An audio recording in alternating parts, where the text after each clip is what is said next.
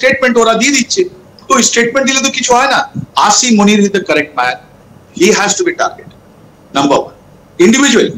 Number 2, যতগুলো আমাদের nuclear asset, যেটা আপনাকে বারবার আপনারাও বলেছেন আমরাও বলছি, যে ওদের যে মিসাইল লঞ্চিং ফ্যাসিলিটি আছে, মিসাইল লঞ্চিং ফ্যাসিলিটি মানে অনেকগুলো ক্রিটিক্যাল কম্পোনেন্ট আছে। একটা মিসাইল আপনি যদি দেখেন, এটা ব্লাস্টিক মিসাইল যদি দেখেন, ওর 4টে কম্পোনেন্ট আছে, রাইট? ওর উপর একটা ওয়ারহেড হয়, ওর মধ্যে আপনার একটা প্রপেলেন্ট আছে যেটা ওকে নিয়ে যায়, রাইট? ওর মধ্যে একটা গাইডেন্স সিস্টেম আছে, একটা কমিউনিকেশন সিস্টেম আছে, রাইট?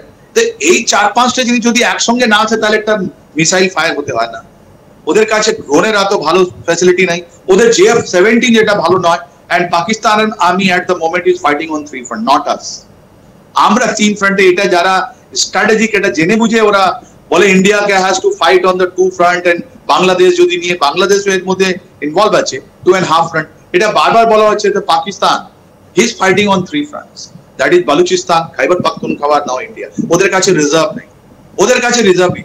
ওরা নিজে, ওদের যে ISPR আছে, যেটা ওদের মিডিয়া গুলো দেখভাল করে, ওরা ধাপে ধাপে কিছুগুলো ছবি ওরা রিলিজ করছে, কিছুগুলো ওরা ভিডিও রিলিজ করছে, ওরা দেখাবার চেষ্টা করছে কি আমরা ট্যাঙ্ক আমরা আনছি, আমাদের লোক মুভমেন্ট করছে, আমরা পেট্রোলের জন্য কথা বলে দিয়েছি, এসব বকওয়াস। Pakistan his army is not in state to fight with India, right? এইটা গোল্ডেন অপরচুনিটি আছে আমাদের সঙ্গে, কি আমরা যে 2-3টে জেনারেশন, আপনার বাচ্চারা তার বাচ্চাদের জন্য আমরা বলতে পারবো কি পাকিস্তান, এটা আমরা ওদেরকে শেষ করতে পারবো না, কিন্তু ওদের স্ট্র্যাটেজিক যেটা জিনিসগুলো আছে, যার মধ্যে আসিম মুনির আছেন, ওদের লেফটেন্যান্ট জেনারেল আসিম মালিক আছে DGSI, এদেরকে শেষ করা। তারপর জঙ্গিদের মধ্যে আছে আপনার হাফিজ সঈদ আছে, লাকবি আছে। দেখুন এই জিনিসগুলো ধাপে ধাপে। আপনাকে একটু আমি থামাবো। এই মুহূর্তে দাঁড়িয়ে আমরা এই নিয়ে আরো বিস্তারিত আলোচনা করব। এই মুহূর্তে দাঁড়িয়ে খুব গুরুত্বপূর্ণ হচ্ছে যে নরেন্দ্র মোদী পরিষ্কার জানিয়ে দিয়েছেন যে এবার কিন্তু বদলা নেওয়া হবে। তাহলে কি বদলা নেওয়া এবার সময়ের অপেক্ষা? এবার নজর রাখবো সেই দিকেই। এই মুহূর্তে দাঁড়িয়ে আমার সঙ্গে রয়েছেন ডিফেন্স বিশ্লেষক RK শ্রীবাস্তব স্যার, খুব সুন্দর করে আমাদেরকে ধরে ধরে ব্যাখ্যা করছেন। সেক্ষেত্রে দাঁড়িয়ে শ্রীজি আপনার কাছে যে বিষয়টা জানতে চাইবো, যে এবার কি পাকিস্তানের ওপর ভারতের অ্যাটাক করা শুধুমাত্র সময়ের অপেক্ষা? কারণ যেভাবে একের পর এক সন্ত্রাসী হামলা আমরা দেখে এসেছি, এইভাবে ট্যুরিস্ট অ্যাটাক কিন্তু এইভাবে দেখা যায়নি এর আগে। কিন্তু এরকম ভাবে ধর্ম বেছে বেছে, হিন্দু বেছে বেছে সেখানে এই ধরনের জিহাদি হামলা চলেনি। তাহলে এবার কি ভারত পুরোদস্তুর অ্যাকশন মোডে? তাহলে কি পাকিস্তানকে একেবারে পাকিস্তানের মাটিতে ঢুকে তাকে যোগ্য জবাব দেওয়া শুধুমাত্র সময়ের অপেক্ষা? আপনার কি মত? দেখুন 1992 এর পর যখন অযোধ্যা কাণ্ড, অযোধ্যাতে আমাদের রাম মন্দিরের জিনিসটা শুরু হলো, পাকিস্তান আর্মি আছে, ওরা নিজের দেশ ছাড়া আমাদের মধ্যে, আমাদের অনেকগুলো ওরা চাইছে একটা আমাদের যা মাইনরিটি আছে ওর সঙ্গে লিঙ্ক করে একটা প্যান ইসলামিক জিনিস তৈরি করা, রাইট? নাম্বার 1, ওরা আপনি দেখবেন যতগুলো ওদের অ্যাটাক আছে আমাদের কাছে, কার্গিল হলো, তারপরে আপনার পার্লামেন্ট অ্যাটাক হলো, তারপরে আমাদের এই মুম্বাই হলো, তারপর ওরা আমাদের এয়ারবেস অ্যাটাক করলো, বা ওটা আমরা বলতে পারি এখন পুলওয়ামা হলো, তারপরে এখন পেহেলগাঁও হলো। প্রত্যেকটা জায়গা ওরা রিলিজিয়াস ইস্তেমাল করছে, ওরা প্রত্যেকটা জায়গায় একটা মেসেজ দিচ্ছে ওদের নিজের জঙ্গিদের, যারা ওরা পাঠাচ্ছে ওখান থেকে। আর আমাদের যেটা এ আছে, ডায়াসপোরা আছে, আমাদের যে মাইনরিটি যেটা ফল্ট লাইন আছে, ওকে মেসেজ পাঠাচ্ছে কি লুক, তোমাদের উপরে অনেক বিপদ আছে, আমি তোমাদের জন্য আসছি। But this is not the reality. Pervez Musharraf যখন উনি প্রেসিডেন্ট ছিলেন পাকিস্তান, উনি ইন্ডিয়াতে এসেছিলেন, আর একটা প্রেস কনফারেন্সে ওনাকে মাদানি কত সুন্দরভাবে জবাব দিল। মাদানি যিনি আছেন, উনি একটা ইসলামিক লিডার আমাদের ইন্ডিয়া, উনি বললেন পারভেজ মুশারফ সাহেব, এটা আপনাদের ইন্ডিয়া টুডে কনক্লেভে ছিল, আপনাদেরই চ্যানেলে ছিল, ওটা আপনি চালাতে পারেন, আপনি দেখতে পারেন ওটা।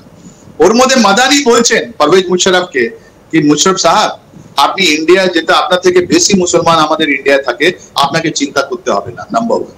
নাম্বার 2 বলছে এটা যে আপনি যে আমাদের মাঝখানে কথা বলছেন, এটা চিন্তা ভাবনা করছেন, এটা এখানে চলে না, আমরা সেফ আছি, আমাদের কোনো প্রবলেম নেই।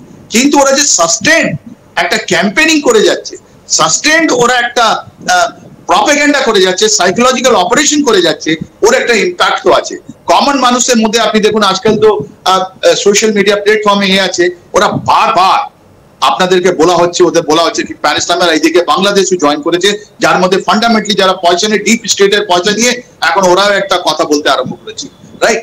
তো মানুষকে বিশ্বাস করতে হচ্ছে, আরে এটা কি হচ্ছেটা কি? তার মানে ওরা এত ভাবে আমাদের ইন্টারনাল সিচুয়েশনে এন্টার করে গেছে যে একটা মানুষকে এটা বোঝা মুশকিল যে কি সত্য আছে কি মিথ্যা আছে। ওটা দুটো আরো স্ট্র্যাটেজিক কারণ আছে বাংলা পাকিস্তান যেটা করেছে। একটা আমাদেরকে এম্বারেস করা, ইন্টারন্যাশনাল প্ল্যাটফর্মে আমাদেরকে খুবই লজ্জিত করা। আপনি দেখুন তো এই তারিখে 22 তারিখে আমাদের জেডি ভান্স ছিলেন, 10 মার্চ 2010-এ যখন এখানে বিল ক্লিন্টন আসছিলেন তখন ওরা একটা চিট্টি সানপুরাতে ওরা হিন্দুদেরকে মেরেছে, পাঞ্জাবিদের মেরেছে।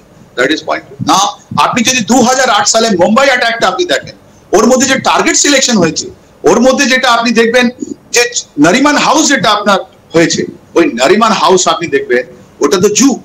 তাহলে আপনি ইন্ডিয়াতে এসে একটা টেররিস্ট অ্যাক্টিভিটি সন্ত্রাসবাদের একটা কথা বলছেন আপনি, আর যাচ্ছেন কোথায় আপনি নারিমান হাউস।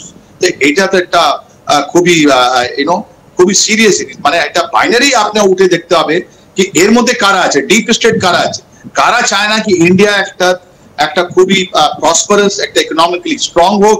রিজনাল পাওয়ার তো আমরা আছি, গ্লোবাল প্লেয়ার আমরা হতে পারি, ওরাই আমাদের অ্যাটাক করবে। ওর মধ্যে কোথাও দাঁড়িয়ে ভারতকে একটু দূরের জিনিসটা ভেবে একটু হলেও এই একটা ডিলে নিয়ে চলছে।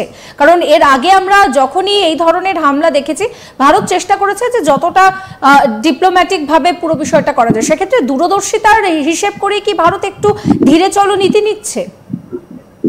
দেখুন, সঞ্জু ছিল, আমি সঞ্জু দিয়ে কথা বলবো আপনাকে। সঞ্জু ছিলেন, উনি চাইনিজ।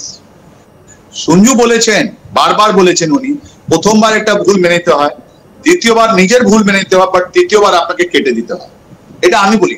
সঞ্জুর আপনি দেখবেন একটা স্টোরি আছে, কাহিনী আছে, ওই কাহিনীটা একটু স্ট্র্যাটেজিক্যাল, ওর মধ্যে মিনিং আছে। পাকিস্তান বারবার এই আপনি দেখলেন 99 থেকে 2025-এর মধ্যে আমি আপনাকে তো কতগুলো আমি অমিট করে দিয়েছি, কত জায়গা তো আমি বলিনি, বিকজ ওটা লং লিস্ট হয়ে যাবে। তাহলে এই পাকিস্তানের যে অ্যাক্টিভিটি আছে, যে এটা ওদের যে পাকিস্তান আর্মি চিফ করছে বা ডিজি আছে, ওর একটা আলাদা একটা জিনিস আছে, ওদের ইকোসিস্টেম ডিজি আছে।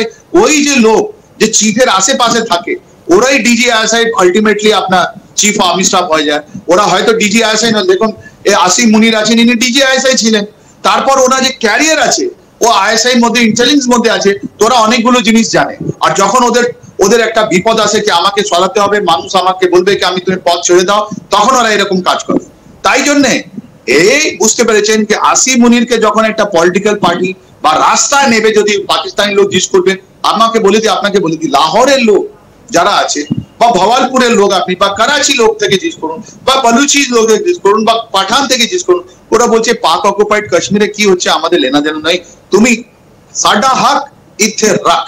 তার মানে কি হলো, পাঞ্জাবি তোরা বলছে আমার যে রাইটস আছে সাড্ডা হক ইথে রাখ, মতলব আমার যে রাইটস আছে, আমার গুলিগুলো সাফ আছে কিনা, আমার জল আছে কিনা, আমার খাওয়া দাওয়া আছে কিনা, আমার শিক্ষা আছে কিনা, আমার স্বাস্থ্য আছে কিনা, পাকিস্তানি লোক তো ওইটা চাইছে।